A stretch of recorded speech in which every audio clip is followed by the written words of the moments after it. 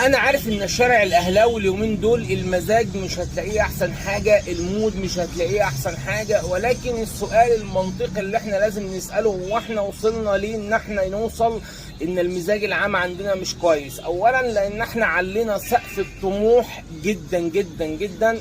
الصفقات اللي جابها النادي الاهلي علت سقف الطموح عندنا. قلنا ان احنا السنه دي ان النادي الاهلي هياخد الاخضر واليابس ومش هيخلي ولا بطوله ياخدها، فعلينا بسقف الطموح جدا. فجينا في اول الدوري لقينا ان الموضوع مختلف، لقينا ان اداء اللعيبه مش كويس، لقينا ان احنا بنتعادل اول ماتش وبنكسب تاني ماتش وبنتعادل تالت ماتش. فاذا انت النهارده بتتكلمني في ماتشين تعادل وماتش مكسب، فلا الدنيا معانا مش قد كده.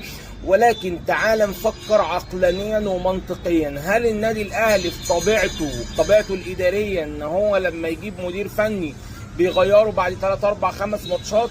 دي ما حصلتش كتير في النادي الاهلي، اللهم الا سواريش. يعني سواريش بس هو الوحيد اللي ما كملش مع النادي الاهلي، ولكن دي تجربه كانت صعبه جدا. ريبيرو، هل ريبيرو يشبه سواريش في حاجه؟ هل النهارده الفرصه قائمه وموجوده لريبيرو؟ انا بقول ان الفرصه موجوده، وبقول ان الراجل لسه الحكم عليه مش هيبقى اليومين دول. انا بقول ان الحكم عليه هيبقى على الاقل بعد ماتش بيراميدز والتوقف الدولي اللي هيبقى موجود، فنقدر ان احنا نحكم على الراجل. ولكن منطقيا وعقلانيا لا، لسه الراجل فرصه قائمه، لسه النهارده ما تقدرش تحكم عليه حكم مطلق، لسه النهارده مفيش ما يدعو للقلق. انت النهارده كل الفكره في الموضوع ان فرق ما بينك وما بين الاول نقطتين، ومش ده المشكله او مش دي المشكله او مش دي المعضله اللي قدامنا دلوقتي. احنا اللي قلقنا واللي مخلينا حاسين ان الموضوع صعب والدنيا مش احسن حاجه الاداء بتاع اللعيبه في الملعب. الحلول، هل النهارده ريبيرو الراجل عمل معاك اي بصمه حسيت ان الموضوع مختلف شويه؟